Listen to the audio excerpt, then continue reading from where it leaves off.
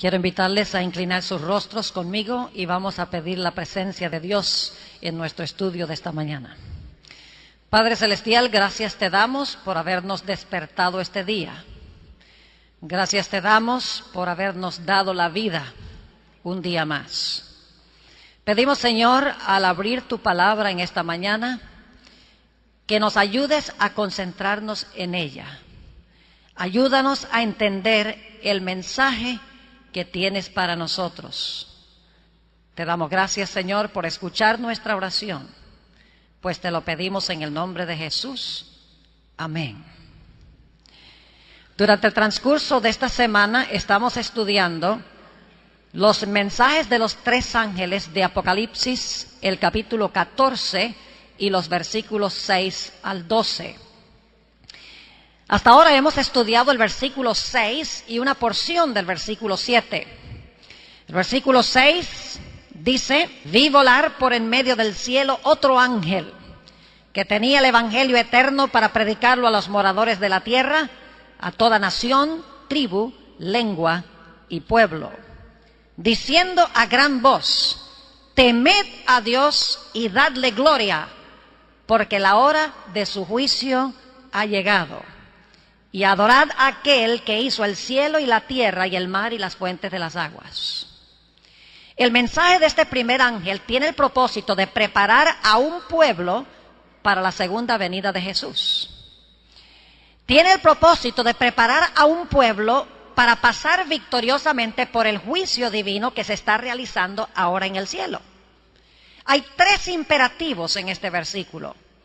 Dice: temed a Dios, dadle gloria, adorad al Creador. Es decir, Dios quiere que nosotros hagamos esto en preparación para la segunda venida de Jesús. Ahora, anoche hablamos sobre lo que significa temer a Dios.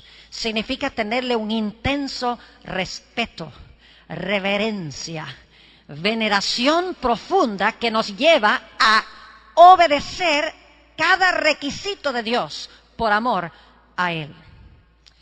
En esta mañana queremos estudiar otra frase. La frase: dadle gloria. El mandato de Dios de que debemos darle gloria. Antes de entender lo que significa darle gloria a Dios, necesitamos entender en primer lugar qué es la gloria de Dios. Porque la gloria que nosotros le damos a Dios es la gloria que recibimos de Dios y le devolvemos a Él. Así que no podemos saber qué significa darle gloria a Dios, al menos que comprendamos qué es la gloria de Dios.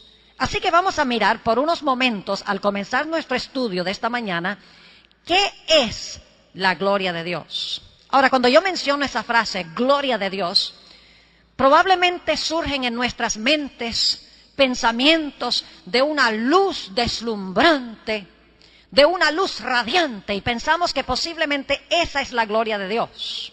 Como cuando Dios se manifestó en el monte Sinaí. Dice que se manifestó en Éxodo 19 con truenos y con relámpagos y con voces y con el sonido de trompeta y con un terremoto impresionante. Pensamos de eso como la manifestación de la gloria de Dios.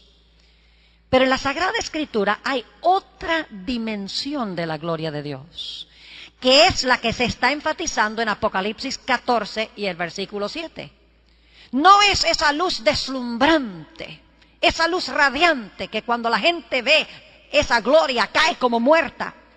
Es otro tipo de gloria, y la Biblia presenta esto en todas sus dimensiones. Quisiera invitarles a ir conmigo a Éxodo, el capítulo 33 y el versículo 18. Éxodo, el capítulo 33 y el versículo 18. Aquí Moisés se encuentra en la cumbre del monte Sinaí en comunión con Dios. Y Moisés le hace una petición muy peculiar a Dios mientras está allá en comunión con Él.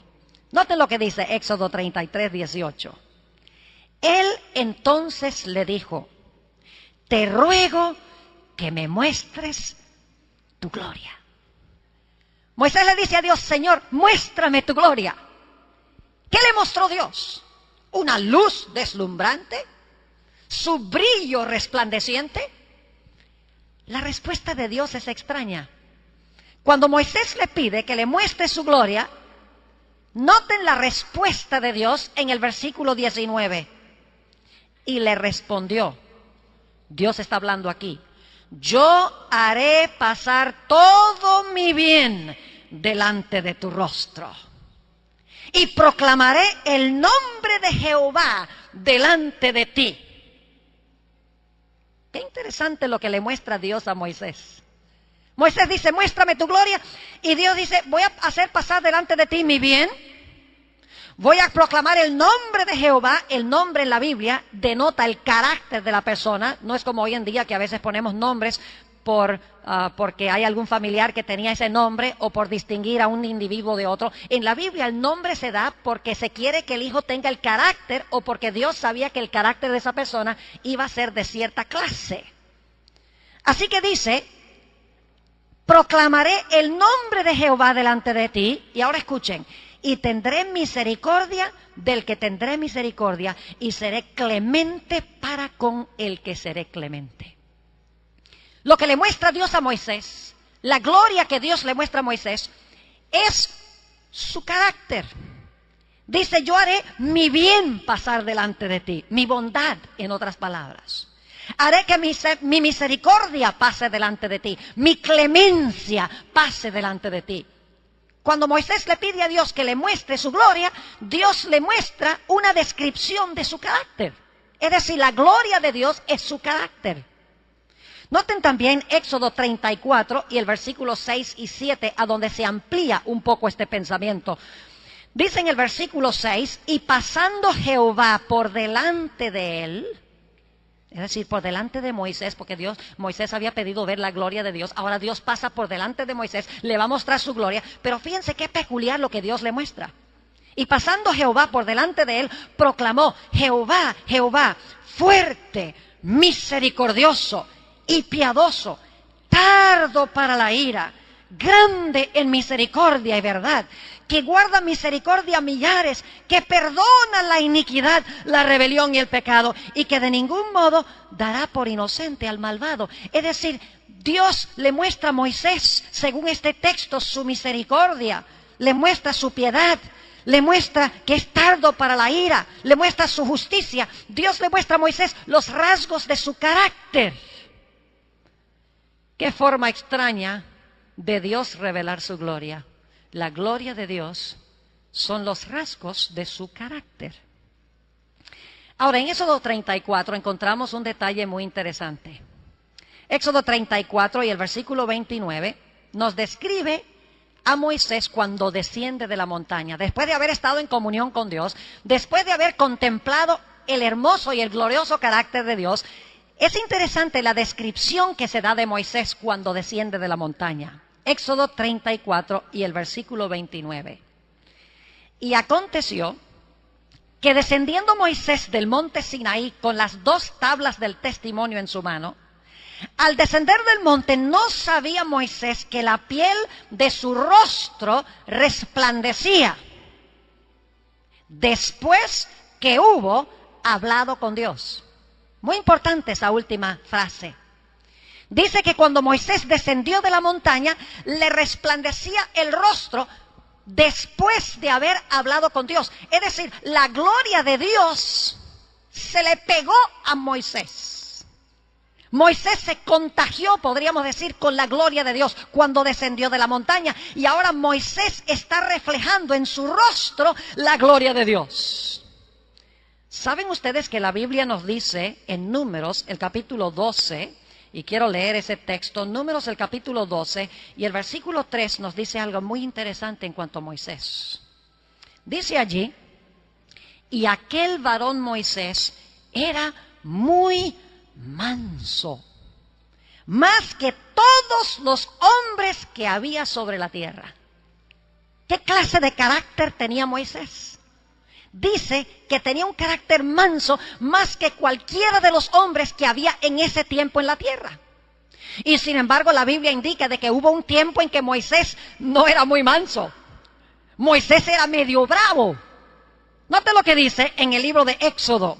Éxodo el capítulo 2 Y los versículos 11 al 14, Éxodo el capítulo 2 y el versículo 11 al 14, saben que Moisés tenía un genio muy fuerte.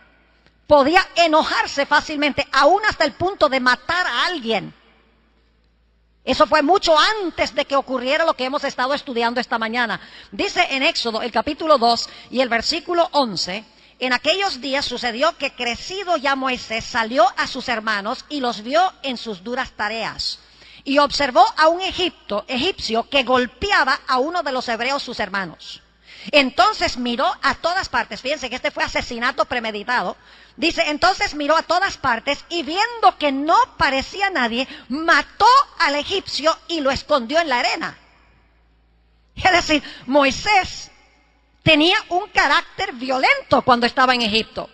Sin embargo, en Números dice que era el hombre más manso que había en la tierra en esa época. Y nos preguntamos, ¿cómo es que Moisés era el hombre más manso si cuando estaba en Egipto era tan violento en su carácter? La respuesta es que Moisés había pasado 40 años con Dios en el monte allá, cuidando las ovejas de Jetro, su suegro. Cada día subía a la montaña. Tenía comunión con Dios, hablaba con Dios. Y mientras más comunión tenía con Dios, más llegaba a reflejar su carácter, más llegaba a reflejar su gloria. Hasta que ahora Moisés llegó a reflejar plenamente el carácter de Dios. Y si ustedes no creen que Moisés en verdad había aprendido a ser manso y humilde y que reflejaba el carácter de Dios, saben que en los relatos que tenemos del peregrinaje de Israel entre Egipto y Canaán, que duró 40 años, la Biblia nos dice, mejor dicho, la Biblia no nos dice que Moisés se haya enojado ni una sola vez. Es más, no nos dicen los relatos que Moisés haya pecado durante esos años. Solamente cuando finalmente llegó a las riberas de Canaán, después de los 40 años, que perdió el control y golpeó la roca 2 veces. Pero entre cuando salieron de Egipto hasta el momento cuando estaban a punto de entrar a Canaán, no se registra ningún pecado de Moisés. Y tenía mucha razón para perder el control, porque vivía con un pueblo mal geniado. Un pueblo que no le gustaba la comida y murmuraba, no tenía agua y murmuraba, se cansaba de sus dirigentes y murmuraba, había demasiado calor y murmuraban. Y cada vez que el pueblo probaba la paciencia de Moisés, Moisés decía, está bien, permítame ir a consultar con el Señor para ver qué vamos a hacer. Moisés reflejaba la gloria de Dios, misericordioso, bondadoso, tardo para la ira, grande en benignidad y bondad, aún hasta el punto de decirle a Dios, Señor, si tú no puedes perdonar a este pueblo, borra mi nombre de tu libro. Así era el carácter de Moisés. Esa era la gloria que se veía en el rostro de Moisés. Moisés había estado en el monte con Jesús y ahora la gloria de Jesús la reflejaba Moisés en su vida. Pero ¿saben algo? Moisés es un símbolo de Jesús. No debemos mirar a Moisés. Moisés es un tipo, es una ilustración, es un símbolo para que podamos entender la gloria en el rostro de Jesús. Vayan conmigo al Evangelio según San Juan, el capítulo 1 y el versículo 14. San Juan, el capítulo 1 y el versículo 14. Es un texto muy bien conocido que está hablando de la encarnación del Señor Jesucristo. Y dice allí en Juan 1 y el versículo 14, y aquel verbo fue hecho carne y habitó entre nosotros. Y vimos su gloria. Gloria como del unigénito del Padre, lleno de gracia y de verdad. Gracia, verdad, 2 características del carácter de Dios. Dice que vimos la gloria de Jesús, la gloria de su Padre, según dice esto, porque dice que es el unigénito del Padre. Vimos su gloria. La gloria de Jesús no era una luz deslumbrante, la gloria de Jesús era la gloria del carácter de su Padre reflejado en Él. Vamos a notar eso en 2 de Corintios, el capítulo 4, 2 de Corintios, el capítulo 4 y el versículo 6. Fíjense qué lindo este texto de 2 de Corintios 4, 6. Dice aquí, porque Dios, hablando del Padre, que mandó que de las tinieblas resplandeciese la luz, es el que resplandeció en nuestros corazones para iluminación del conocimiento de la gloria de Dios en la faz de Jesucristo. ¿Qué es lo que estaba en la faz de Jesucristo? En la faz de Jesucristo estaba la gloria de Dios. Lo que pasó con Moisés en figura, en ilustración, en tipo, se cumplió en efecto en un ámbito mayor en nuestro Señor Jesucristo. Ahora, lo único que tenemos que hacer para ver cuál es esa gloria en el rostro de Jesús es examinar los relatos de los evangelios. Noten lo que dice Juan el capítulo 2 y el versículo 11. ¿Qué es la gloria que reveló Jesús? La gloria del Padre que reveló Jesús mientras estuvo en esta tierra. Noten lo que dice San Juan, el capítulo 2 y el versículo 11. Está hablando del primer milagro de Jesús en las bodas de Caná. Fíjense que no había vino. Y ahora el Señor Jesucristo usa el poder de su Padre para transformar agua en vino. Jesús se preocupó por satisfacer aún las necesidades cotidianas de la gente. Pero quiero que noten cómo se describe ese milagro de Jesús. En Juan 2 y el versículo 11 dice: este principio de señales hizo Jesús en Caná de Galilea. ¿Y manifestó su qué? Y manifestó su gloria. Y sus discípulos creyeron en él. Los milagros de Jesús, las señales de Jesús, según dice este texto, eran su gloria. ¿Y qué hacía Jesús en sus milagros? Revelar el amor de Dios, revelar la misericordia de Dios, revelar la paciencia de Dios, revelar la longanimidad de Dios, el hecho de que Dios se preocupa por la raza humana. Los milagros de Jesús los hacía en beneficio de los seres humanos. Y esa era la gloria del Padre reflejada en el rostro de Jesús. Noten lo que dice Juan, el capítulo 11. Hablando de la resurrección de Lázaro, el deseado de todas las gentes dice que este fue el más grande milagro de Jesús. San Juan, el capítulo 11 y el versículo 4. Dice: oyéndolo Jesús dijo: esta enfermedad no es para muerte. Es decir, la enfermedad de Lázaro no es para muerte, sino para la gloria de Dios, para que el Hijo de Dios sea glorificado por ella. Es decir, la resurrección de Lázaro reveló la gloria de Dios el Padre en Jesús. Y noten lo que dice el capítulo 11, y al final del capítulo, cuando Jesús va a hablar con María y con Marta, le dice a Marta: ¿acaso no sabes que yo vine aquí a revelar la gloria de Dios? Y Jesús había venido a resucitar a Lázaro. Es decir, Dios como dador de vida revela su gloria. La gloria de Dios es, en otras palabras, su carácter. En Juan 14 encontramos un pasaje que todos conocemos bien, 14, 8 y 9. Felipe le dijo: Señor, muéstranos el Padre y nos basta. Fíjense que está haciendo la misma solicitud que hizo Moisés en el monte Sinaí. Está diciendo: muéstranos al Padre, queremos ver al Padre. ¿Y qué dijo Jesús? Versículo 9. Jesús le dijo: tanto tiempo hace que estoy con vosotros y no me has conocido, Felipe. El que me ha visto a mí, ha visto al Padre. ¿Cómo pues dices, muéstranos al Padre? El que vio el glorioso carácter de Jesús, el carácter sanador de Jesús, el carácter de amor de Jesús, el carácter de bondad de Jesús, el carácter de longanimidad, de paciencia de Jesús, los que vieron eso durante su ministerio estaban en verdad viendo al Padre, porque la gloria que reveló Jesús del carácter de Dios era la gloria del carácter de su Padre. Noten lo que dice Hechos, el capítulo 10 y el versículo 38. Hechos, el capítulo 10 y el versículo 38. Nos habla de lo que hizo Jesús mientras estuvo en esta tierra. Dice: como Dios ungió con el Espíritu Santo y con poder a Jesús de Nazaret. ¿Se fijaron en esto? Los milagros que hizo Jesús los hizo con el poder de su Padre. Las enseñanzas de Jesús no eran enseñanzas de Él, eran enseñanzas que le dio su Padre. Es decir, las enseñanzas de Jesús, los milagros de Jesús, las obras de Jesús eran una revelación de aquello que le había dado su Padre. Era una revelación del Padre en el rostro de Jesús. Y sigue diciendo que con el Espíritu Santo y con el poder, anduvo haciendo bienes y sanando a todos los oprimidos por el diablo. ¿Y por qué razón? porque Dios estaba con él. Es decir, así como Moisés reflejó la gloria de Dios en el monte, ahora Jesús viene y refleja la gloria de Dios para con sus semejantes. La gloria de Dios, en otras palabras, es el brillo del carácter de Dios que brilla sobre Jesús y a través de Jesús brilla a otros. Pero el texto de Apocalipsis 14 nos dice que nosotros debemos darle gloria a Dios. No está hablando directamente de que Dios nos da su gloria, está diciendo que nosotros debemos darle gloria a Dios.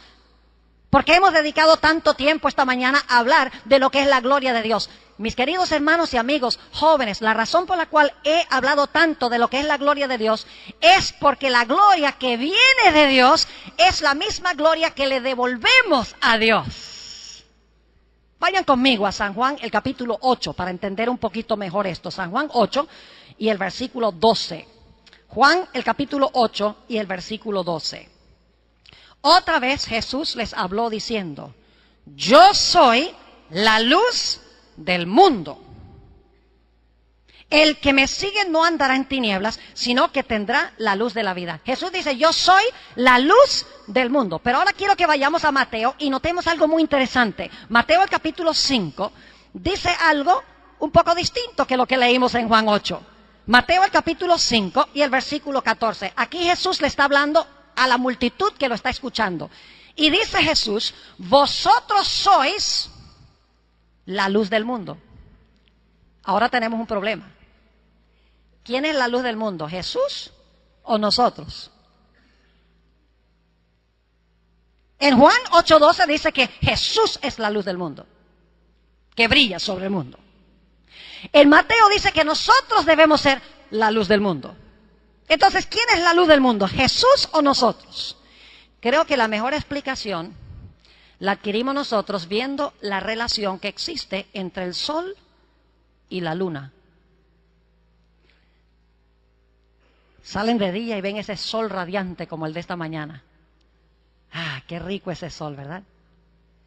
Pero cuando salimos en la noche, no vemos el sol, sino que vemos, si la noche está clara, vemos esa luna llena, romántica. Y decimos: ve, qué linda está la luna esta noche. Eso es solo parcialmente cierto. ¿De dónde viene la luz de la luna? La luz de la luna no es propia. La luz de la luna viene ¿de dónde? Del sol. Entonces lo que hay que decir en la noche es: ay, qué lindo está el sol esta noche. Porque la luz de la luna es la luz del sol. La luna glorifica al sol, recibe la luz del sol, y luego entonces la gente, sabiendo que la luz de la luna viene del sol, entonces la luna glorifica al sol, porque recibe su luz de ella, y luego la luna proyecta la luz que recibe al planeta Tierra. Jesús es el sol y nosotros somos lunas. Jesús es luz original. Jesús brilla en su carácter sobre nosotros. Y luego nosotros, al recibir su luz, proyectamos esa luz a nuestros semejantes, proyectamos su carácter a nuestros semejantes. Y cuando los semejantes ven esa luz que nosotros estamos proyectando, no dicen: ay, ve qué bueno es el pastor Bohr, qué bueno es el doctor Schultz, qué bueno es este, qué bueno es aquel. No dicen eso. Dicen: ve, qué gran Dios sirve el pastor Bohr. Porque en realidad la luz que la luna recibe, la luz proyecta a la tierra, y en la tierra se sabe que la luz original vino del sol. La gloria no es para la luna, la gloria es para el sol. Ahora volvamos a Mateo 5 para que se fijen en lo que estoy diciendo. Mateo 5 y el versículo 14 dice: vosotros sois la luz del mundo. Una ciudad asentada sobre un monte no se puede esconder. Vamos al versículo 16. Así alumbre vuestra luz delante de los hombres, para que vean vuestras buenas obras. ¿Qué es la luz que debemos brillar? ¿Qué es la luz? ¿Nuestras qué? Nuestras buenas obras, para que vean vuestras buenas obras. Y ahora escuchen la última parte del versículo, muy importante: para que vean vuestras buenas obras y glorifiquen a vuestro Padre que está en los cielos. ¿Lo captaron? Cuando nosotros revelamos el carácter de Dios, la gloria de Dios, y la gente ve ese carácter en nosotros, inmediatamente lo que la gente va a hacer es glorificar a Dios.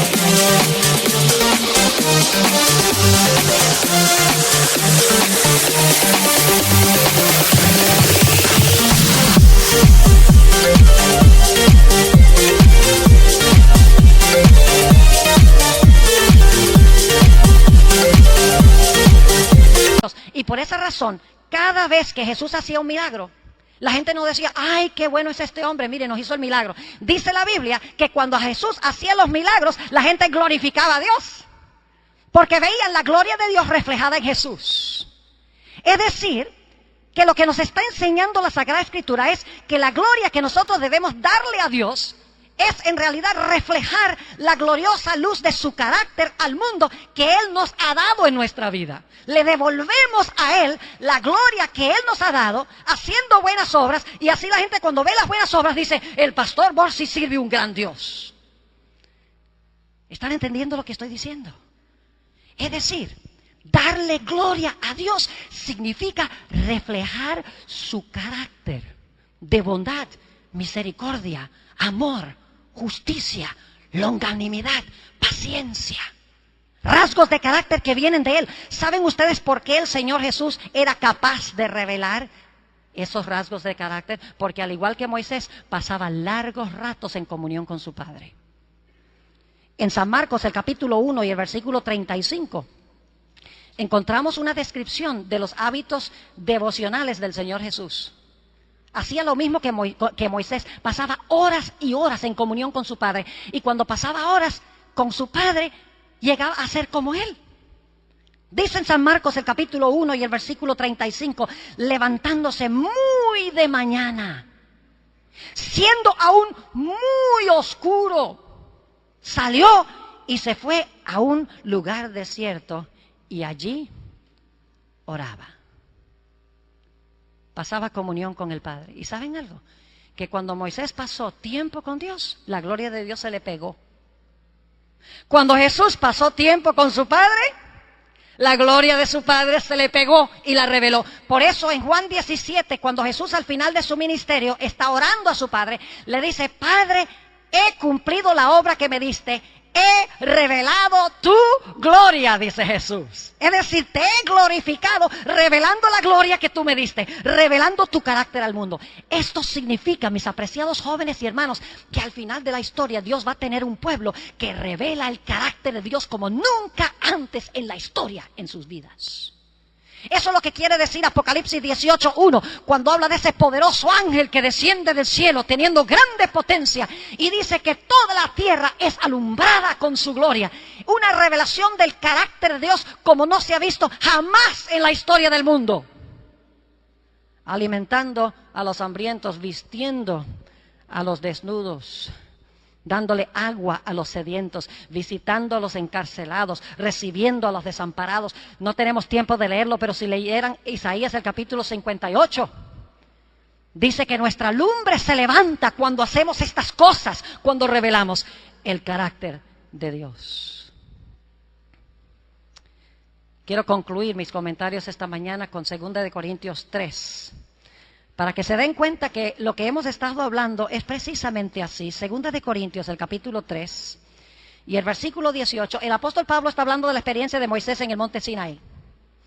Y quiero que noten que el apóstol Pablo nos aplica esto a nosotros. Dice en el versículo 18, Por tanto, nosotros todos, mirando a cara descubierta, como en un espejo, la gloria del Señor, ¿somos qué?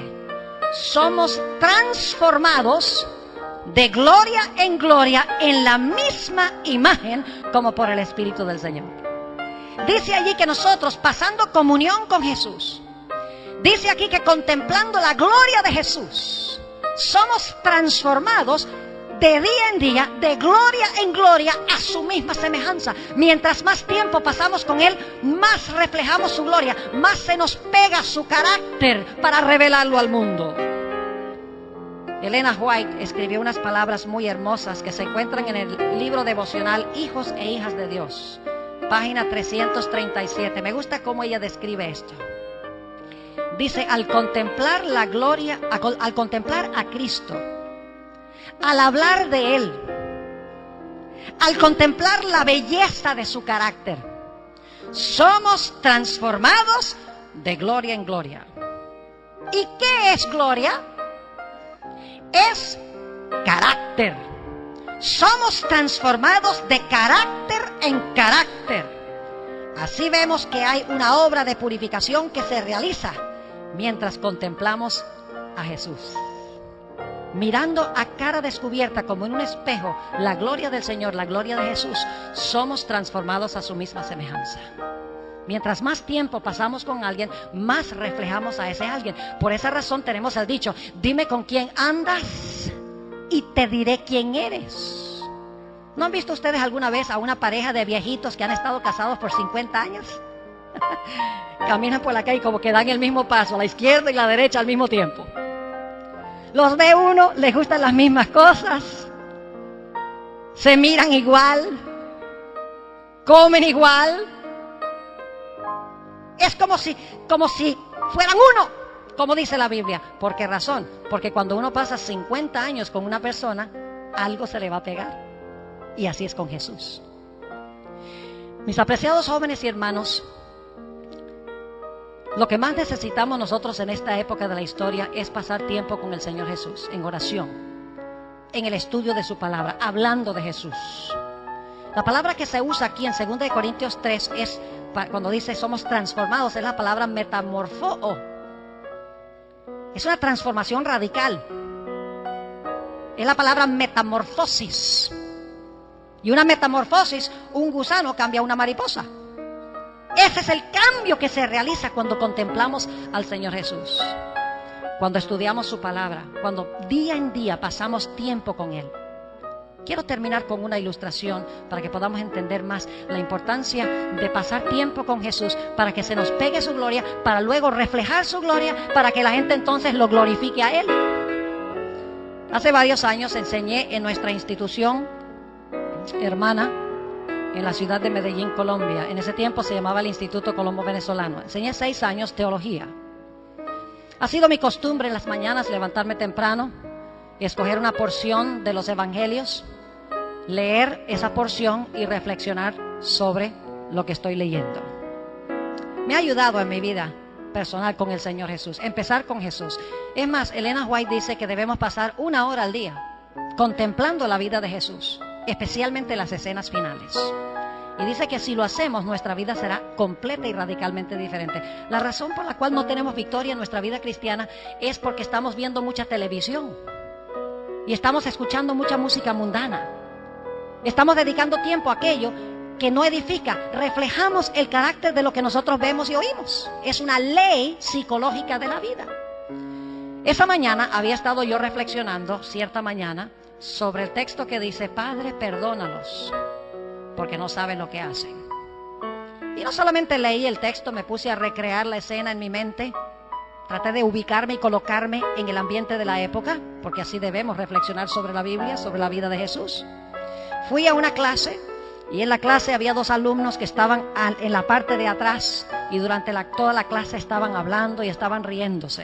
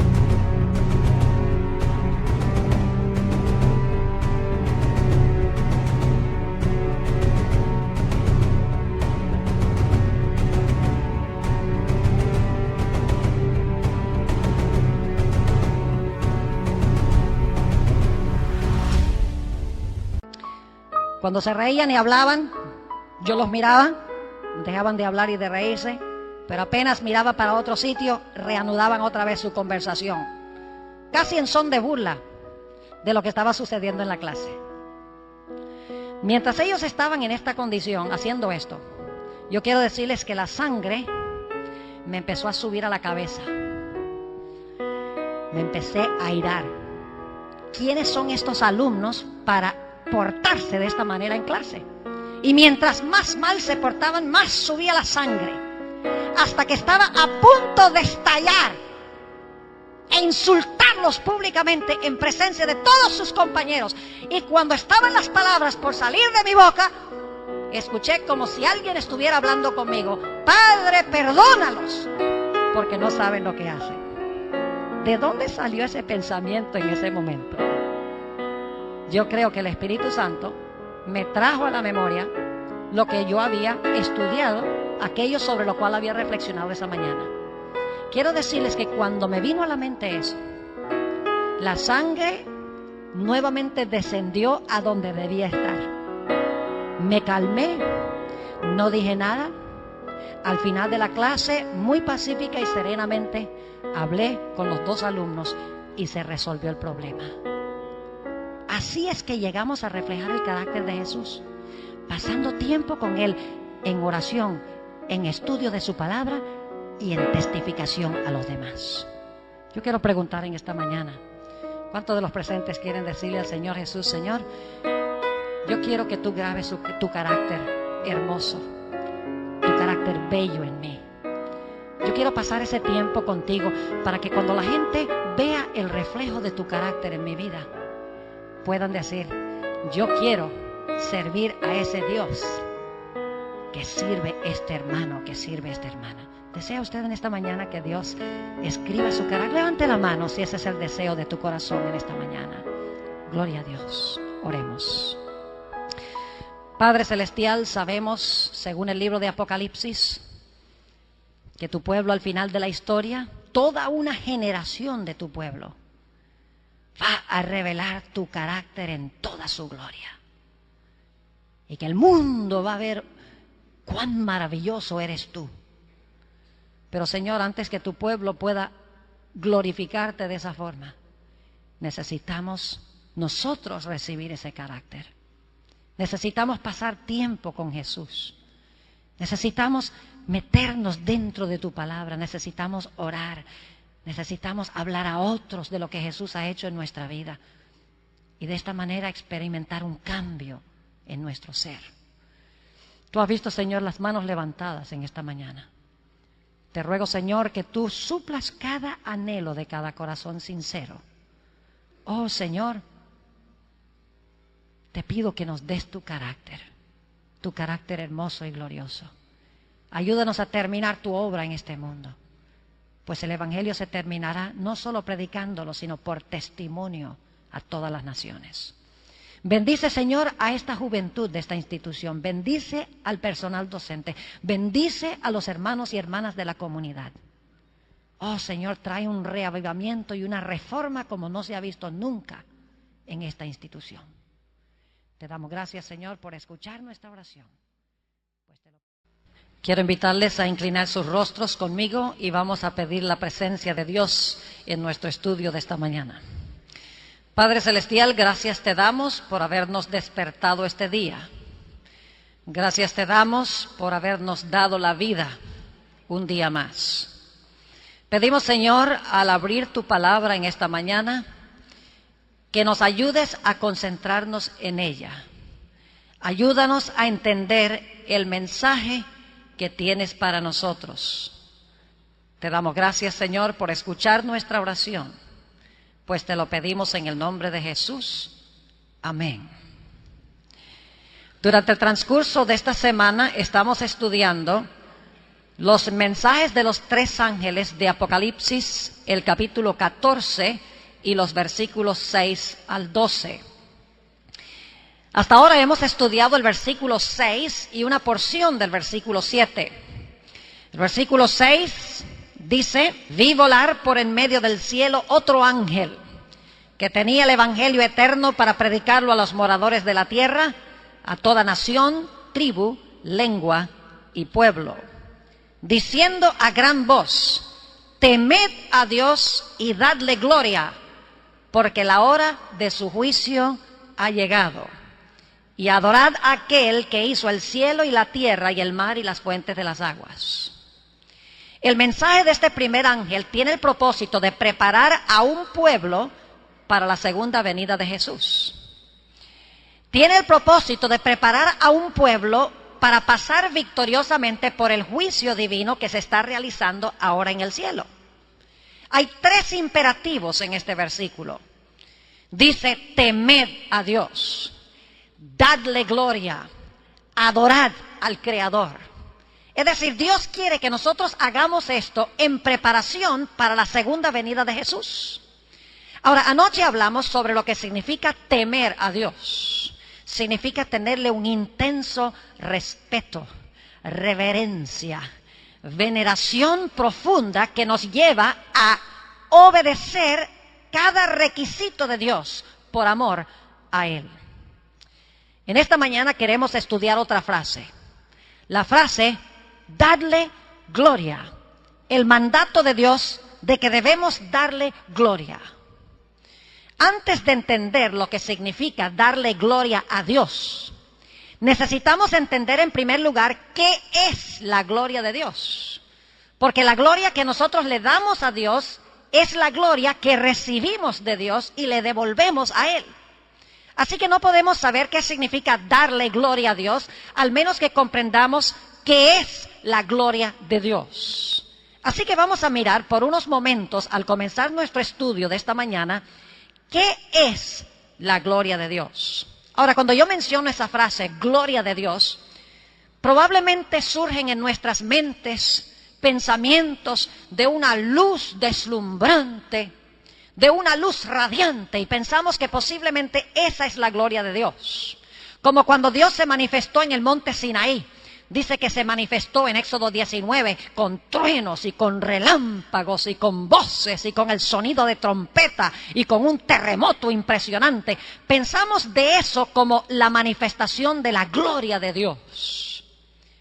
Pero en la Sagrada Escritura hay otra dimensión de la gloria de Dios, que es la que se está enfatizando en Apocalipsis 14 y el versículo 7.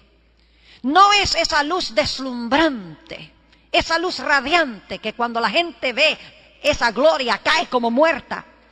Es otro tipo de gloria y la Biblia presenta esto en todas sus dimensiones. Quisiera invitarles a ir conmigo a Éxodo, el capítulo 33 y el versículo 18. Éxodo, el capítulo 33 y el versículo 18. Aquí Moisés se encuentra en la cumbre del monte Sinaí en comunión con Dios. Y Moisés le hace una petición muy peculiar a